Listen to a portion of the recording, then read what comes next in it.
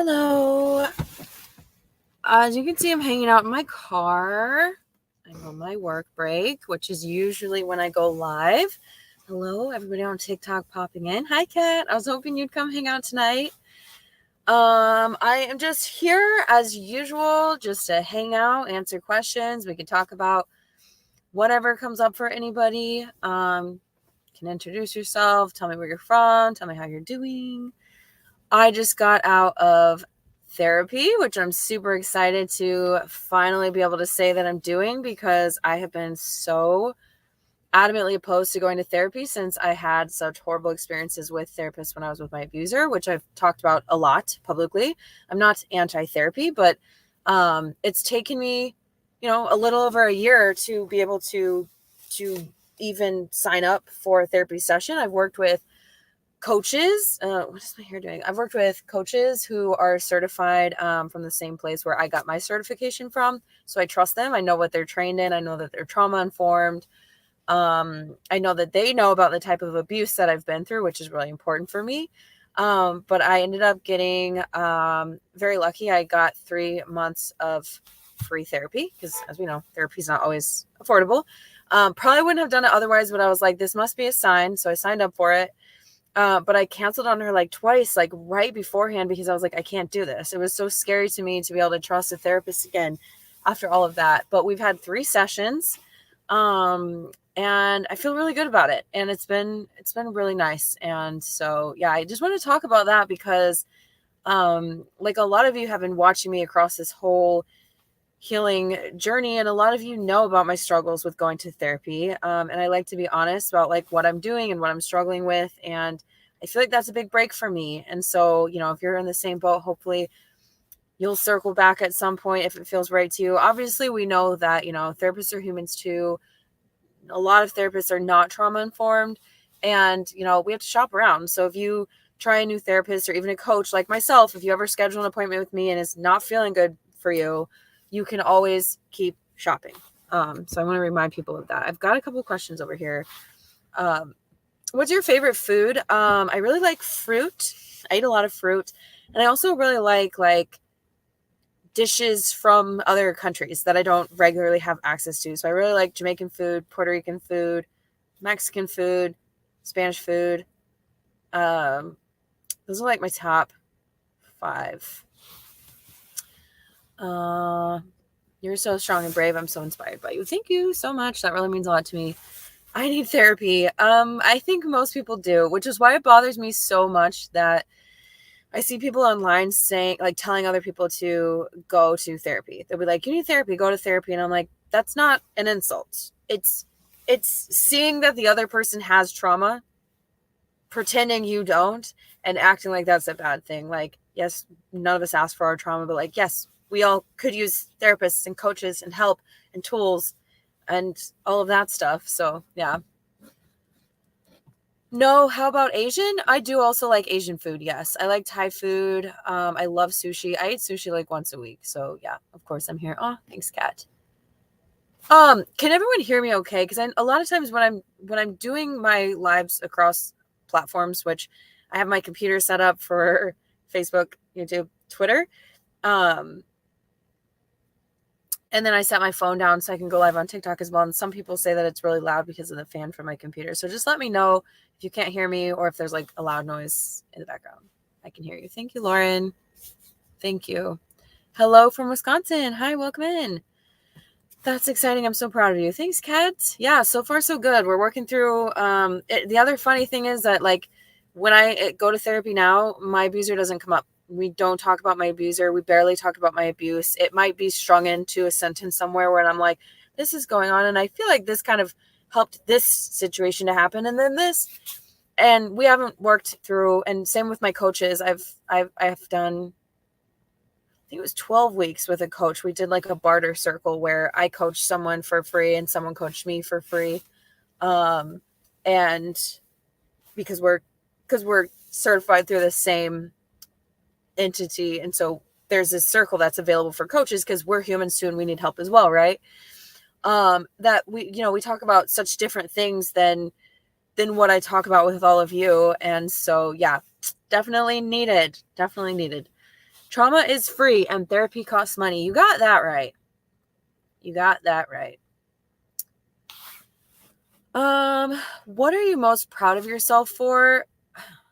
I mean, definitely getting out of that relationship and getting my son out of that relationship and doing the amount of healing that I've done, becoming a trauma recovery coach, getting my platforms to where they are so that I can give back and help other people. Like, those are huge, huge things that I'm proud of.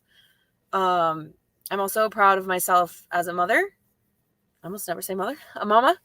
I'm proud of all the work I've done to be better for my son and just like for myself, and like knowing who I am and knowing what I want and don't want and all of that good stuff, which thank you for asking me, because for most of my life, I would have answered like, I don't know, like, I haven't done that much. I am proud of myself. So thank you. That was a really interesting moment for me to be like, wow, that's growth. That's my second growth realization moment today. So I appreciate that. Does anyone have any questions? You can ask me anything. As always, if you saw some of my content, if you listen to my podcast, you want to ask me questions about something to do with that, you want me to expand upon something, I can talk about some of the resources that I have available and stuff like that. Hold on. I do realize I just missed a couple questions. How did you cope through your abuse? I didn't. No. I had a lot of unhealthy coping mechanisms, and a lot of the things that I did would not necessarily be unhealthy, like in and of themselves. And if they were like done like reasonably, but I drank a lot, which I don't really drink anymore. I might when I'm traveling, or if I'm in a really good mood with the good, like the right friends, I might have a beer or something, but I don't drink and I don't get drunk anymore. But I was drinking a lot. I shopped a lot. Like I thrift shopped a lot. So I was like, I'm not spending that much money, but like I was getting lots of stuff in my house that I didn't need. It wasn't bringing me joy, but it was like those little dopamine kicks to like be like, look what I found at the thrift shop. I bought a lot of plants. Like at one point I had over 100 plants because they were bringing me joy. And at this point I have like maybe 10 because yeah. So I spent a lot of money. I spent a lot of time like running from my feelings. I like cleaned a lot. I was constantly running and constantly trying to cover that up. But it's very difficult. And when you're in an abusive relationship, like obviously you're just always in survival mode. You're in fight or flight a lot. You don't know up from down. And so coping when you're with an abusive person or living with an abusive parent or anything like that is very much their survival mechanisms. It's just little ways to give your brain those little moments of not being in the abuse. And it isn't necessarily healthy. Thank you everyone for the likes on TikTok. I really appreciate that. And Kat, I do hear the fan, but it's fine. Please let me know if that changes. What is your sub goal? Thank you for asking. That's so interesting because I try not to really have a lot of social media goals because I don't want to get too caught up in numbers. I want like my subscribers / followers / friends / community to be more than just numbers. And I don't want to be like creating content to like, I got to get to this number. I got to get this much, or like, I got to get views, because social media can be really dangerous. Like as creators, when we start to like get addicted to like the view counts and things like that. But I did recently make a list of things that I would like to see happen this year. And I want to get to like the next level on each platform. So like on YouTube, I was at like 600 and YouTube was growing really slowly for me. So I was like, I want to get to 1,000. And now I'm at like 2,600 on YouTube. And so I really just want to get to like the next little level to just be like, oh, cool. But I don't necessarily have an eye on having like 1 million followers or anything like that. On one hand, I think that would be like amazing and really humbling to have that kind of platform. It also comes with a lot of responsibility if you are a person who's cognizant of what like the power that lies with having that many followers. Like you can say really like you have a voice and you should use it for good. And but it's also bad. The more followers you have, the more yucky people come into your sphere, and I don't want that. And I don't want to lose the connection that I have with my community and like not be able to recognize anyone that's popping into my lives or anything like that, which already is difficult. But yeah, so thanks for asking. It's definitely something that, you know, is important because obviously, I mean, I want people to see my content and to benefit from it, but it's also just like, I don't know. I'm on day 2 of no contact and I'm struggling. How do I keep this up? That's a great question. For me, each day that I was no contact, like it's very hard at first and it's very yucky and I felt alone and I felt like, I mean, I was literally going through withdrawals. I was miserable, I cried a lot. I felt like I couldn't get out of my bed, couldn't take care of my kid. My family did help me with him and I'm very lucky that I was where I was when I was breaking the trauma bond. But each day it became like almost like a challenge, like, all right, you made it 5 days. Like, what's next? And now I'm not well over a year, but a year and a couple of months, a year and 3 months, no contact. And like my recommendation is like go somewhere safe, go somewhere where you're around people you trust or alone. But alone is hard because a lot of times when we're alone, we're like so lonely that we feel like we have to reach out. Okay, I'll tell you a little story. Yes, that's exactly how I'm feeling. So little by little, 1 hour at a time. I remember when I was trying so bad to go no contact, and then I got my COVID shot and I got sick. And I was with my mom and my son was there, so I wasn't alone, but I felt so lonely and sad. And I was like, this is the person that I lived with for 2.5 years, that I called them and I was crying. I was like, I don't feel good. And they were really kind. They were like, oh, I'm sorry. Oh, is your mom home? Can your mom help you? Like really, really kind. This was like days before I went no contact. And I was just like, I hung up the phone and I was like, why did I call them? Did that really help? Do I feel better? Do I feel like they actually genuinely care about me? Was it worth that conversation?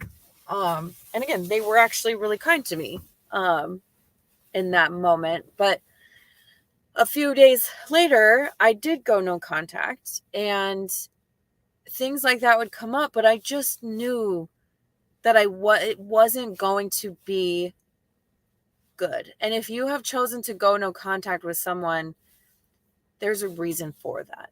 It's because you know that they're not healthy or safe to be around. And it's also because you know, like when you go no contact, whether you know it because you've learned about this or you figured it out yourself, or it's just this like gut feeling, you know that you are trying to break a habit.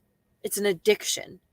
And so I mean, it just becomes this, like you said, little by little, it becomes this like, you get more momentum with it. And some people do end up talking to them again and breaking no contact, and then, you feel really guilty and stuff like that. But like, I promise you, it is so worth it. And you're not alone. Y'all, this is like the most questions I've ever had from YouTube and Facebook. Coming up on a year, no contact. I love that. Congrats. That's awesome. How do you get out of an uncomfortable relationship you don't feel free? That's a really complicated question. That's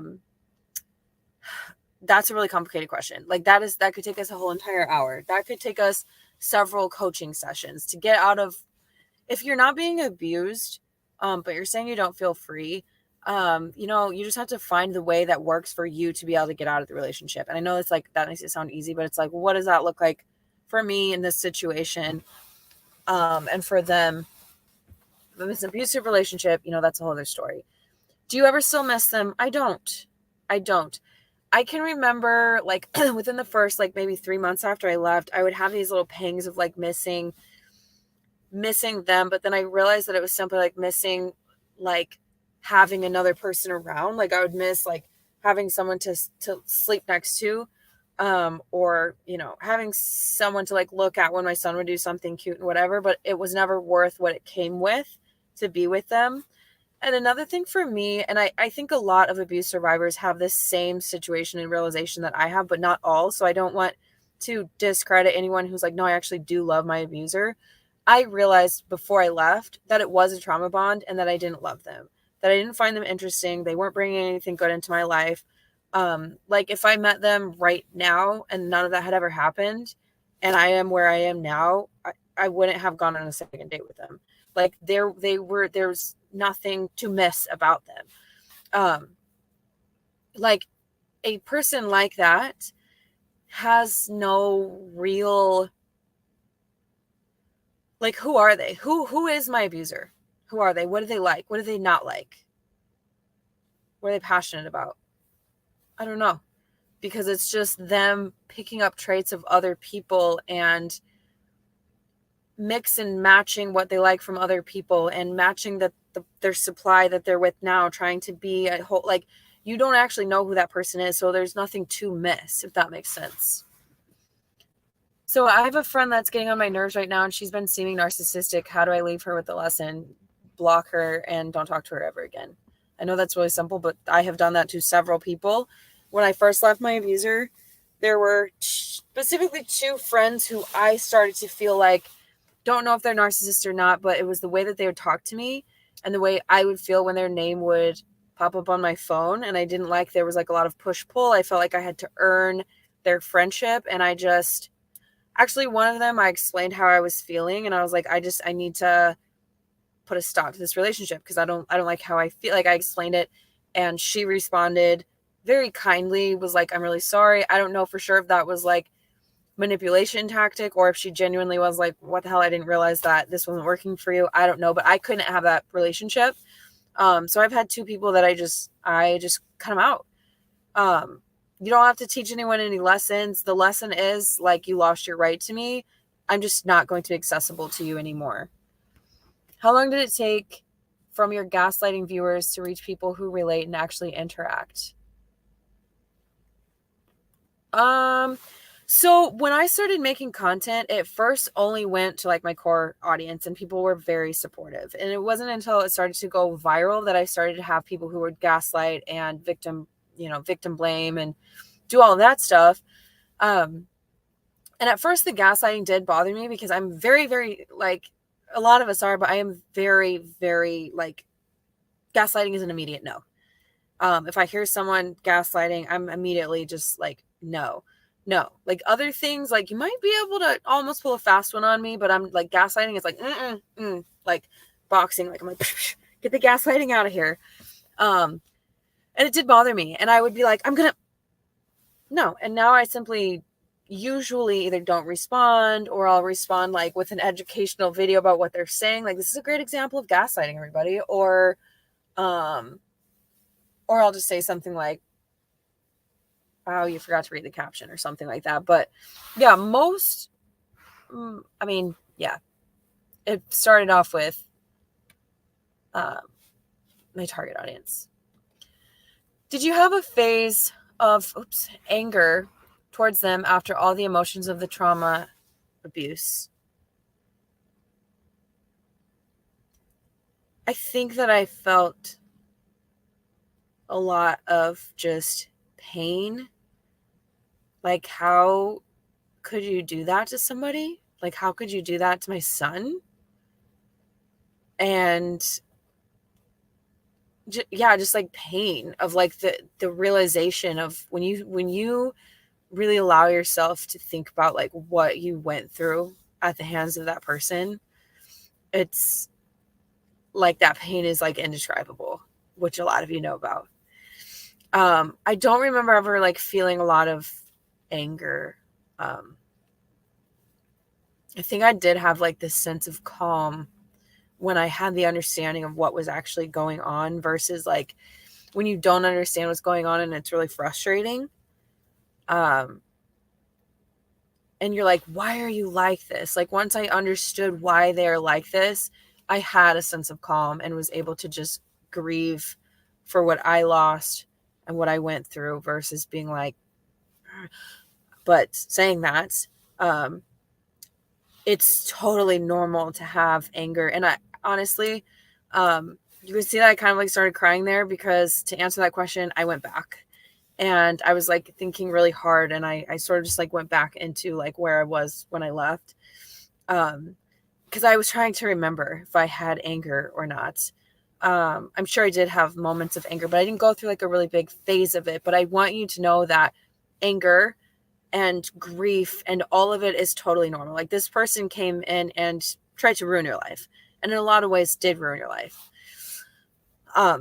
So it's absolutely normal to be feeling that way. I needed it. Thank you. You're very welcome. How does one clear their mind to be able to take the first step to leave? You have to distance yourself from the abusive person. I always say that education is really important.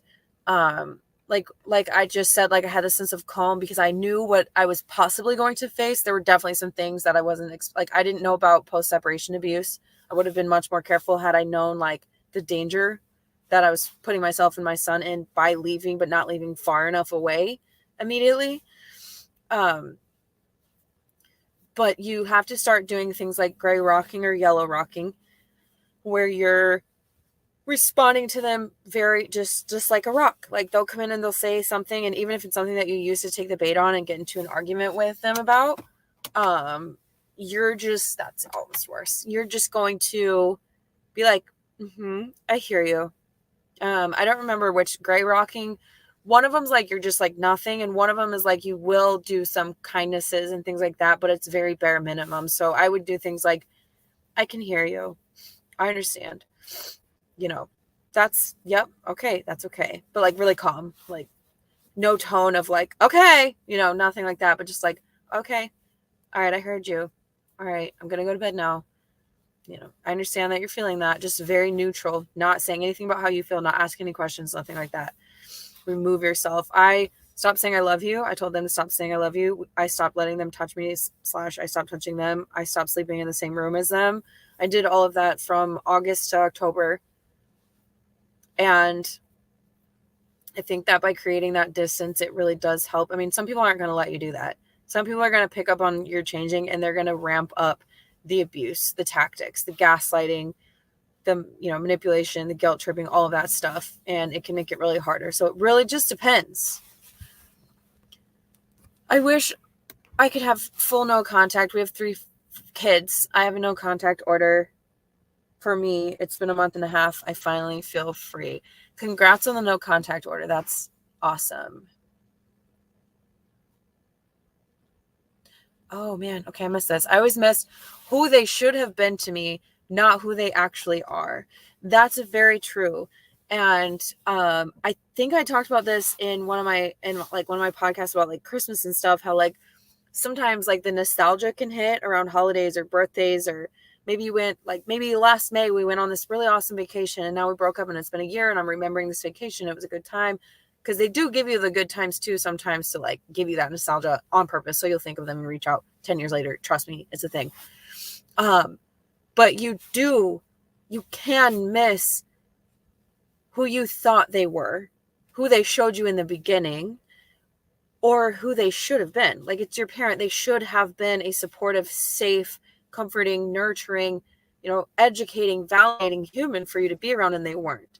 If it's a partner, they're not going to be, you're never going to have a perfect partner, but you're thinking they're going to be safe, validating, nurturing, understanding, supportive, all of those things, and they are not. So absolutely, Kat, I think that that's a very real thing, to miss this phantom thing that never was. My ex-wife moved on so fast, it was truly mind-boggling.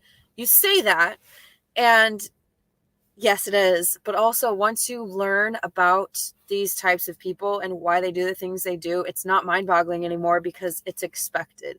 Because they don't know how to be alone, many of them. Obviously, not everyone's the same. They need to move on because it makes it look like you're the problem.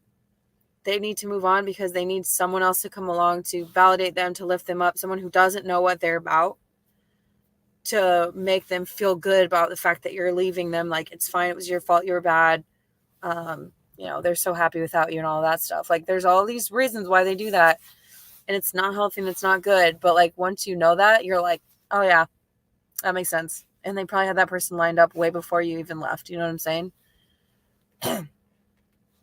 Your body and your mind will tell you, yeah, for sure.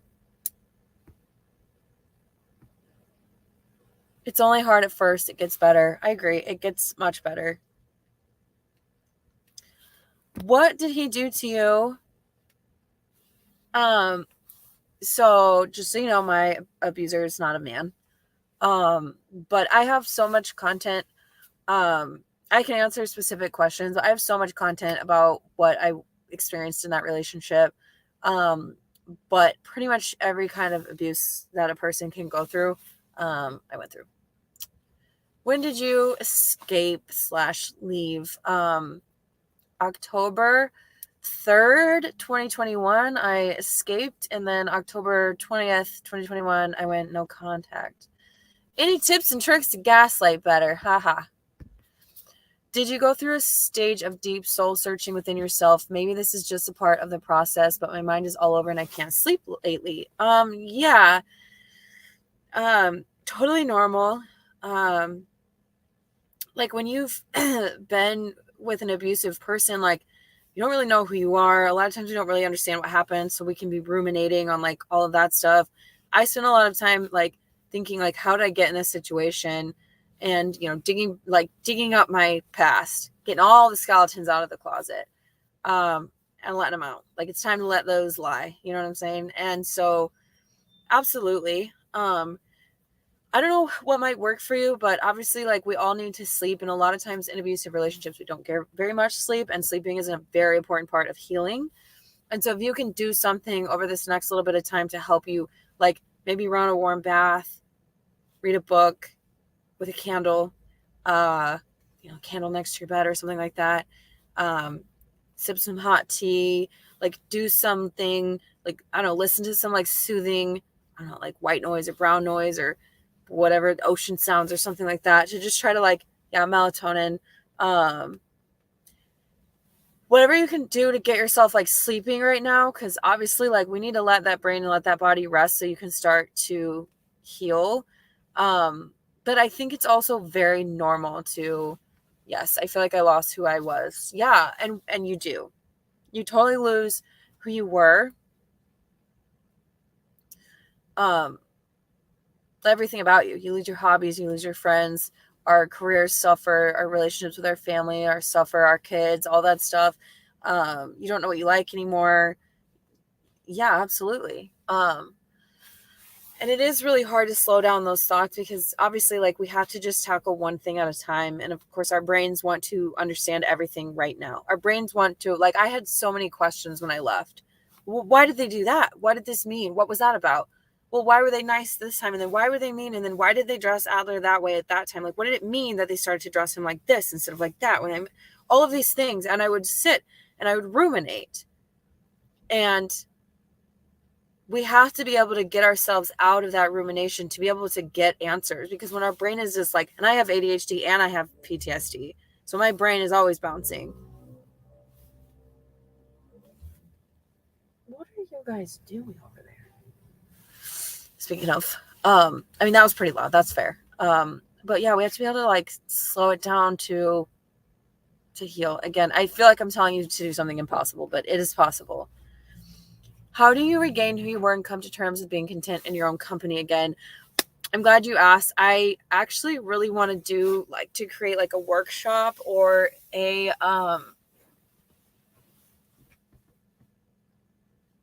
what's it called?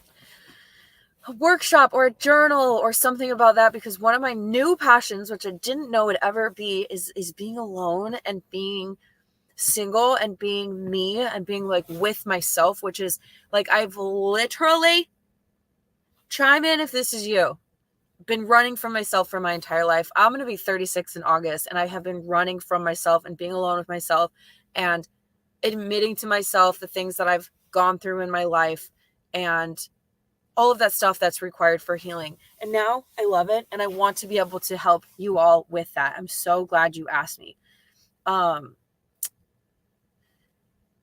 Time, stealing little moments of being alone. Like if you're like, I can't be alone, I can't like whatever, like take moments to be alone.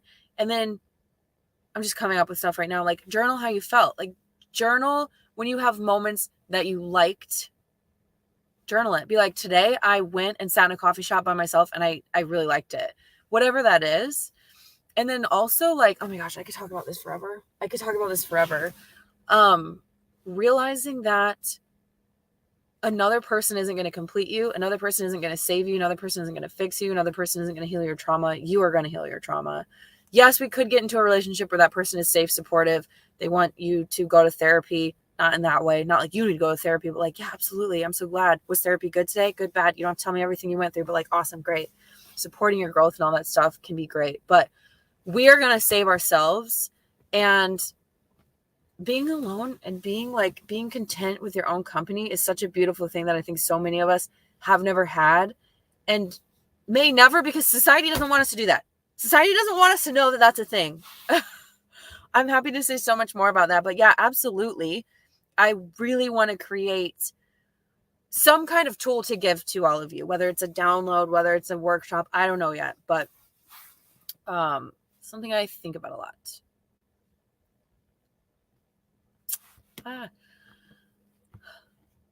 I moved to a place where I knew no one across the state. I love that. That's awesome. I wish I could do that.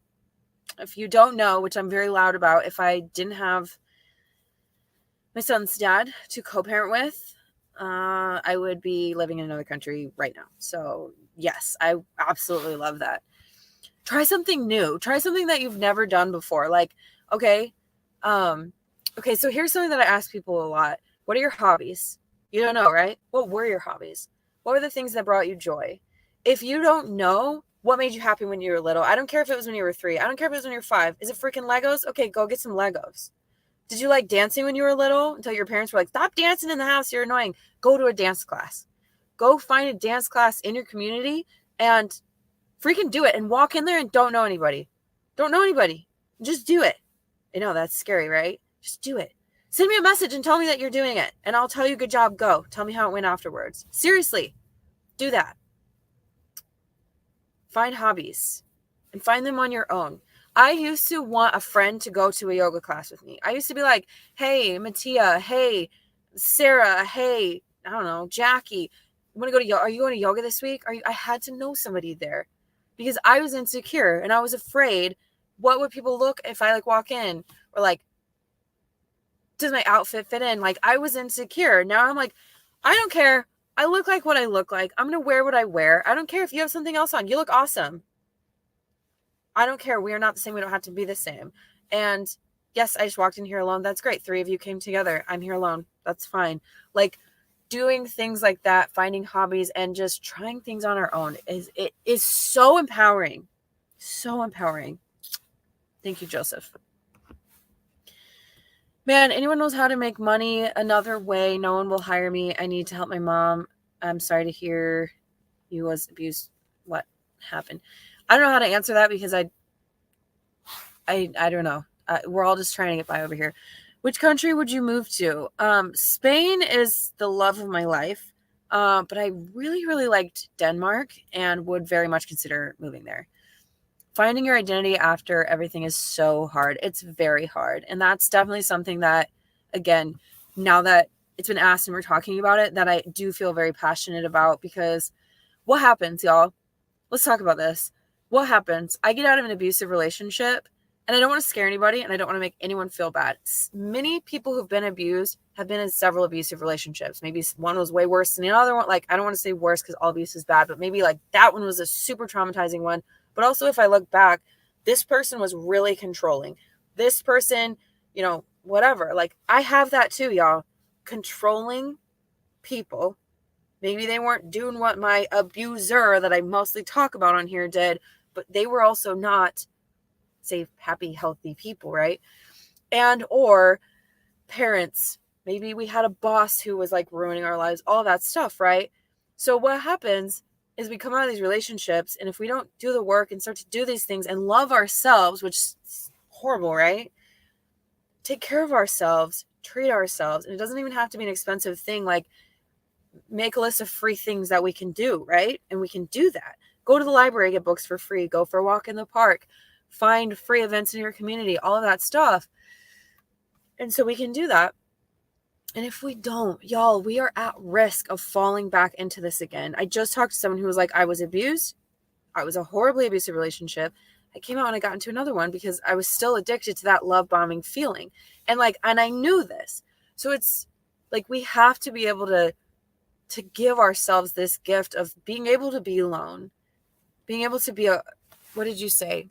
Content in our own company, make choices on our own. Because like, I was into like, what do you want to eat? I don't know. Now I can be like, I want sushi today.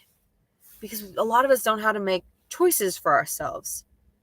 Your car breaks down tomorrow. What car are you going to buy? Do you know? Or are you like, I need to ask someone because I need some advice on a car. I don't know. That's fair. We don't know everything about cars, but like, can we make these choices on our own, or have we depended on really not that good of people to depend on our whole lives? And it's not our fault, y'all. This has been handed down to us for generations where we just don't have these tools. We don't know how to do these things. That's me. I've been running forever. I just want to be okay. It's been years. That workshop would work wonders. Thank you so much. Maybe that will be my next goal, is try to get that out there and get that into the world. Sushi or pizza? Always. I'm always going to pick sushi over pizza, but good one. Yoga and meditation are all I'm running on. It helps wonderfully. Keep that up. Keep it up. Keep it up. And if you can go, like, I'm at a place where I don't go to a lot of like community classes because it's expensive to go to yoga. Like, I like yoga, boxing, pole. I only go to pole classes because I actually need someone so that I don't physically harm myself when I'm doing crazy things on the pole, right? But I box at my house. I do yoga at my house. I do other things at my house. But if you can go, even if it's once a month, because I know yoga classes, a lot of times they're like $20. Sometimes it can be more, to have that community feeling. Some people don't like that, but like, to be laying in Shavasana with 15 other people, whether you know them or not, that's an amazing thing, right? Like, you're just like, I'm alone, but I'm not alone. We're all just in here trying to be like feeling good and taking care of our bodies, and yeah, all of that stuff. Side note, today's podcast episode, if you haven't listened to it yet, I literally read a letter that I found that I had written to my abuser. So if you haven't checked that out yet, it's on YouTube, it's on Apple Podcasts, and it's on Spotify. I found a letter in a book. I was like reorganizing my books, and I found a letter, and I saw it in there, and I was like, this is going to be a note that I wrote to them 100%. It's going to be weird. Pulled it out, read it, and I was like, I need to share this. So I did a whole podcast episode talking about the things that I was saying. I talk a lot about gaslighting. I talk a lot about trauma bonds. Like, it was like evidence. Like, if our courts understood emotional abuse and coercive control, that letter would be in the evidence jar or whatever. Because it's just like, holy crap, this person was really struggling. This person was being abused. So check that out if you're interested. Like I said, if you have been in an abusive relationship, if you've been in a trauma bond, if you're still in a trauma bond, let me know what you think about that episode. It's a little bit embarrassing, but obviously, yeah, okay. I started going to slow flow yoga with some senior citizens, and they're amazing. See, that's beautiful. Like, would you have done that before? Would you have done that before? I wouldn't have thought of that. Okay, I'm sorry. I'm holding you and I'm talking, and I realize that it's probably really yucky. My phone was going to die, and I don't know how much time I have left on my computer, but we're going to go till the end. Just going to hang out with y'all till the end. I still have another hour before I have to go back to work. Y'all, what am I going to do? Sit with myself. That's what I'm going to do. And that's another thing that my friend Kat and I talked about, was because for so long after I left, I was doing a lot of lives. Even when I was in it, I was doing a lot of lives. I was spending a lot of time online talking to people. And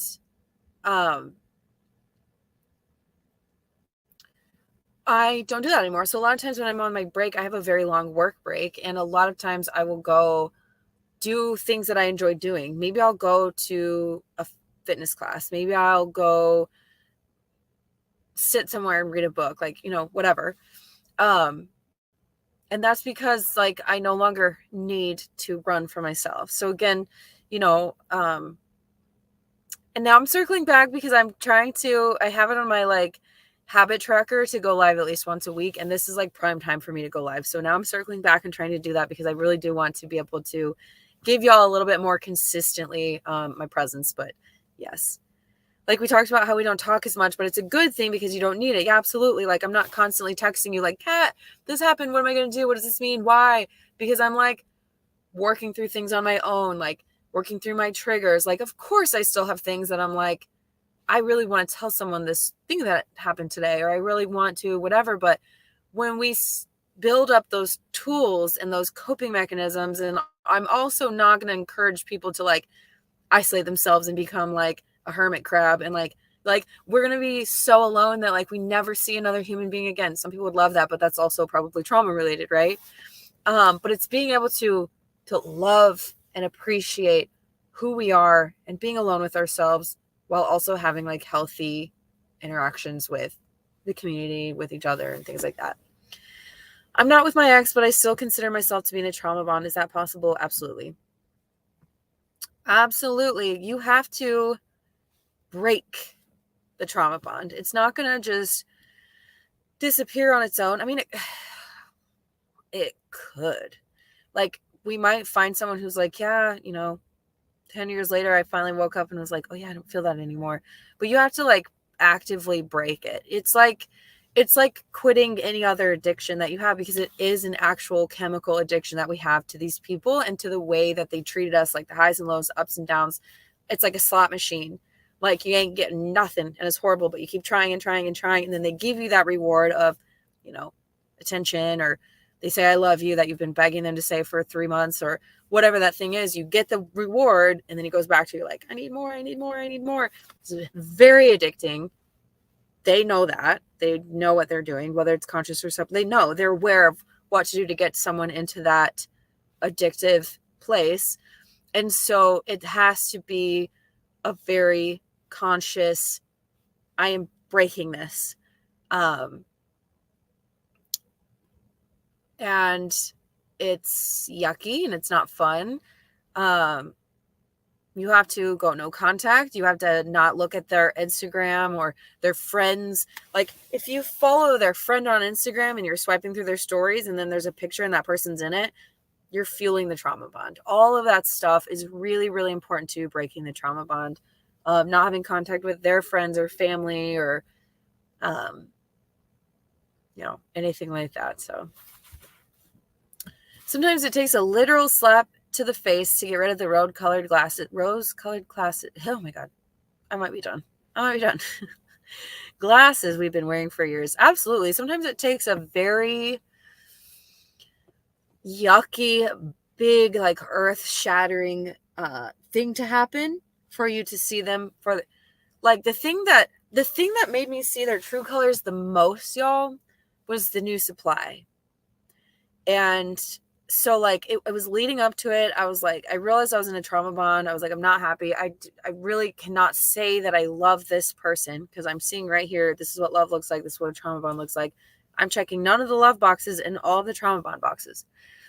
And I started to see, as I learned about abuse, like, oh, they're gaslighting me right now. Oh my gosh, they're trying to, this is guilt tripping. Like I could see the tactics. Like I would be labeling them in my head while they were talking. And I'd be like, mm-hmm. And then I learned what I could maybe expect from them. So they would do something that was like very predictable when to learn about the cycle of abuse. And my brain would be like, okay, we knew that was going to happen. All right, ride this wave out. Okay. And then, I started realizing that they were also abusing my son, which was very hard to understand because I didn't see it at the time. Got him out. We saw the post-separation abuse, all that stuff, like, again, proving to me that what I knew was true. It's like, this person's abusive, but I still wasn't saying the word abuse. I was like, oh, this person's a narcissist, which a lot of interesting thoughts about the word narcissist, because it did help me to get out, to learn that this was their behavior and this was what was going on and all that stuff. But at the same time, it wasn't saying, Lindsay, this is abuse. This person is abusing you. It took me months after I left to actually say those words. But the thing that made me, like, the slap in the face was the New Supply, seeing what they were saying to the New Supply, saying that it was the same pattern, exactly the same as what they did with me, what they said to me. Same, like, this girl had like the same life situation as me. And then watching them make a move, even though knowing like that person was married too, just like I was, all of that stuff was it was so cut and dry that it was like, you cannot, because a lot of times, like, we still have this cognitive dissonance, so we'll rationalize, well, they did this because I did that, because that's what they told you why they did it, right? Well, they're having a hard time. Well, we're just rationalizing all this stuff away. But when you get that slap in the face, you're like, there's no rationalizing this. This is literally textbook. Like, someone wrote a book about this person. They were watching this person when they wrote the book. And so that was my slap in the face, but also such a relief. Like, when you get that slap in the face, you're like, I can do this now. Block. And that's what I did. And then I also almost died. Not really. I was dying, because breaking a trauma bond, even if you know, you're like, this person's abusive, they are a narcissist, they are doing this, they're doing that, they were harming me, they were harming my son. Breaking the trauma bond is still going to suck. It's not going to be like, all right, let's break this trauma bond now. It's still going to suck. You're going to be sick. You're going to be miserable. It sucks. Why is it so hard to label it as abuse? Because if we say that we were abused, it's like we're tainted forever. We have that feeling that it's our fault, because society will blame us. Okay. Oh, shoot. I'm going to lose my computer. So let me circle back. I'm going to answer these last questions because I'm about to lose you. Facebook, YouTube, Twitter. That happened to me today. 180 pounds off my back. Oh, awesome. Congrats. Keep it that way. And I say that in a loving, understanding way. It's not easy to just be like, off my back, done. It's a process, but awesome. I'm really proud of you. But yeah, so the stigma is on the victim survivors, not on the abuser. Society does not look at the abuser and cancel them. People will cancel those who talk about abuse. And so it is very hard. And then also we're like, oh, is this me for the rest of my life? I'm an abuse survivor. Like, in 40 years, if someone asks me and then I say, yeah, I was abused when I was 20 or I was abused when I was 30, like, is that still? Absolutely. It's still a part of our story, but like, it is very hard to, and then also like admitting that, like, the way I saw it was like someone saw me as such a worthless piece of trash that they treated me this way. That says nothing about me. I'm not a worthless piece of trash. That says something about them. That is them. That is who they are. I'm not saying they're a worthless piece of trash. They are a very traumatized human who doesn't know how to have proper interactions with people. If you are new here, I actually don't say mean things about my abuser. I will say the things that they did. I will say the things that I experienced with them, and I will talk about the tactics and why, like, this is what it can look like. This is what I experienced. I will share actual stories, but I never say they're trash, they're garbage, they're a demon, anything like that, because that's a waste of my time. They're not that. They're just really traumatized. Again, they don't know how to interact with people. It's not an excuse to be bad to someone, but like, yeah, I don't talk like that. They're just really, really traumatized people, and the stigma should be on them, but it's not. Society doesn't allow us to have it set up the way that it should be. It's twisted. They don't have to be a narcissist to use the same abuse tactics. Absolutely. Lots of people are abusive they can be all kinds of things. Narcs like married people. Yeah, a lot of them do. Not all, but many of them do. Mine also has a very distinct pattern of who they pursue. The pattern is a dead giveaway. Absolutely. But you never see it until you see it. You don't see it until you see it. Oh, hey, Jess. How's it going? Have a great night, Lindsay. Thank you. Love and light. Stay strong, survivors. Thank you. Thanks for hanging out. Have a good night. Mine put me and my child in a position of being homeless. Thank God my parents were there to help me and pick me back up. So now he lives in the streets alone. I don't feel bad. I feel bad, don't get me wrong, but he put himself there by the choices he made.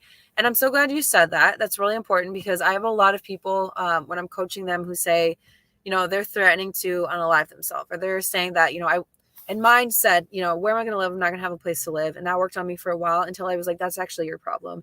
Well, do I feel sad? Do I feel sorry for you that you might not be able to pick yourself up as easily as I'm about to? Because I've been saving money and I know exactly what I'm going to do. And I have this plan, and I'm going to go to Europe. I'm going to do all this stuff because I've been planning for months to get away from you. And you might have to go live on someone's couch for a while, like you always have done every time you have a breakup. Red flag. you can feel bad for that person. Like, I feel bad for my abuser, and I probably always will. I feel sorry for them that they won't be able to feel the kind of joy that I feel. I feel sorry for them that they're going to probably be repeating this pattern for, like, what an empty existence to just be circling around and around and around just with a different person. And so you can feel bad for them. You can feel bad that they might not have a job. They might not have an income. They might not have a place to live. They might, something bad could happen to them. But at the end of the day, that's not our responsibility. We can't take care of them. And they don't have the right to our company or our, like, I'm not going to keep living with you just because you don't have a place. You should have been thinking about that. Like, what did you think was going to happen when you were abusing me? You should have been thinking about that. You abused my son. You should have been thinking about that. You should have been planning a place to live. Maybe next time you want to pick a new supply, maybe she has a house where you can go live to, because it's not my problem. Anyway. Thank you, Lindsay. Oh, you're welcome. Yeah, so I guess I will hop off here. It looks like I've been on here for almost an hour.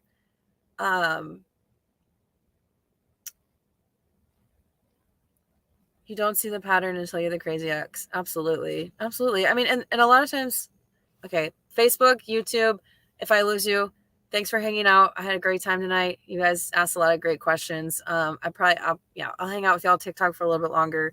I don't know. We'll see. But yeah, you don't see the pattern. But a lot of times they will tell on themselves and they will tell you things. Like mine would say, everyone finds the love of their life after me. I'm never the one, stuff like that. Or, I lived on the couch after every relationship, like, just like little things like that. And at the time you're like, oh, okay. Yeah. Like, I've never done that. Like, I've never had this, like, whatever, but you don't realize it until they start to do it to the person after you. And you're like, again, it's a slap in the face where it's so obvious to you. It's like all the answers come crashing into your lap and you're like, oh yeah, they actually did tell me this is what they're like. And I didn't understand what they were saying. It's pretty wild. I don't know how my laptop is still on right now at this point. Anyway. Yeah. Does anyone have any last minute questions? Thank you. You're welcome. Sherry, thanks for hanging out.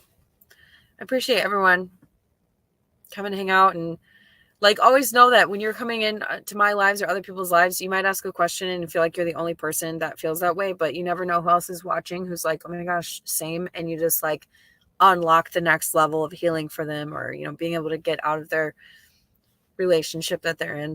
So I really do appreciate all the questions you all have.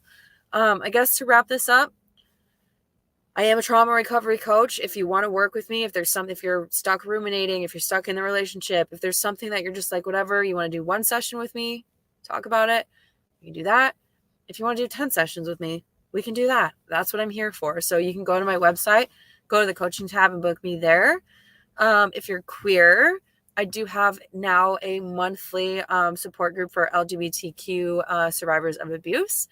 Our next session, we just had our first one this past weekend. Our next session is going to be February 18th. So come hang out with other queer folks who are in the same boat as you, and just kind of having that safe space to share and ask questions and learn and support each other. And we're also making a Facebook support group for that as well. So if you are queer and want to be a part of that, that's up and coming. That's not available yet. But yeah, definitely check that out. And then again, today's podcast is literally me reading a letter that I had written to my abuser when I was in the trauma bond. And I will talk about the words that I use and what, this is you can tell that this is a result of gaslighting and this is a result of the trauma bond and things like that. So it's just me analyzing